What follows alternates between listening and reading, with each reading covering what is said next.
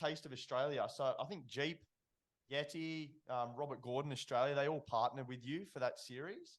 And as you said at the start, you're just traveling around, holding genuine conversations with other individuals in a really disarming fashion, very natural, like intriguing way, which I think, for someone tuning in for the food, you get the recipes, but also really interesting to listen to yourself talking to those individuals and sharing in some of those experiences, both cultural, but also food and family and so forth.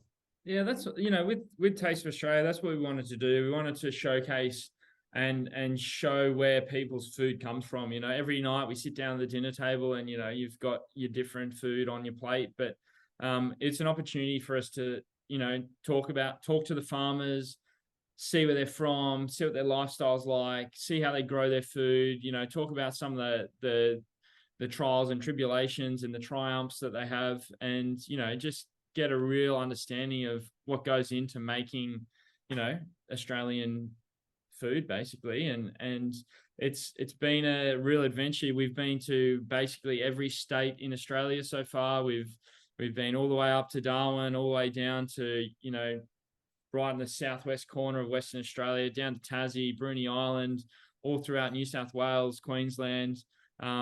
Like I said earlier, we've done 64 episodes of the show as of, February in 2023. And then we're just about to go on the road and start filming season 7, middle of March. So it'll be another 10 episodes up the sleeve. And looks like we're heading up to tropical North Queensland, Moreton Bay. We'll go down into New South Wales, Coffs Harbour, and then around New England, and then drop into Victoria, and then across to South Australia to visit some great producers and do some cooking. But yeah, it's always been, this show came about off the back of a few chance meetings, and then myself and Ashton, who's the executive producer, we sort of created the idea and came up with it, and we've built a great team around it, and it works really well. And we're grateful for our partners that have supported us and been able to make this work and make this show what it is.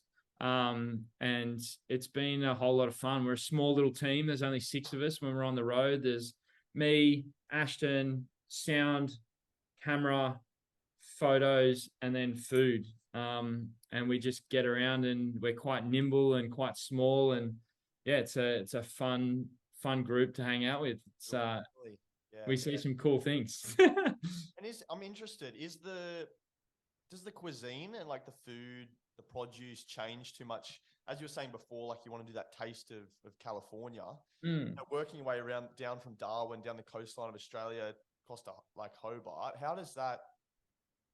Yeah, there's definitely differences. Obviously, with the climate and what people can grow and have in their own backyard is always different. You look at somewhere like Darwin. We were up in Darwin for a Laksa festival, so it's got the strong sort of Southeast Asian influence up there.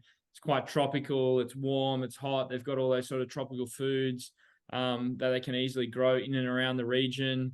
And then you drop into somewhere like Tassie, where it's, you can grow wasabi and different things like that need a cooler climate and lots of water and whatnot. And then, you go somewhere like Sydney, which is so multicultural and cosmopolitan, or Melbourne, which is the same.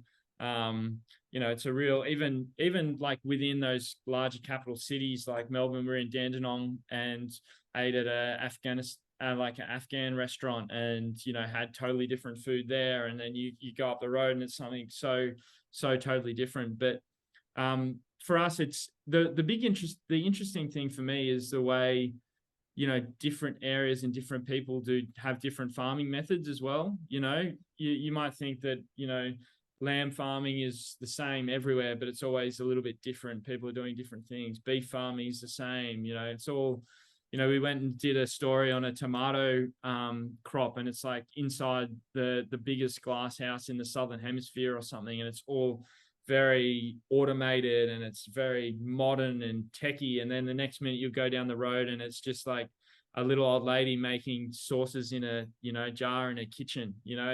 We get to sort of see the length and breadth of the different food climates of Australia through the show.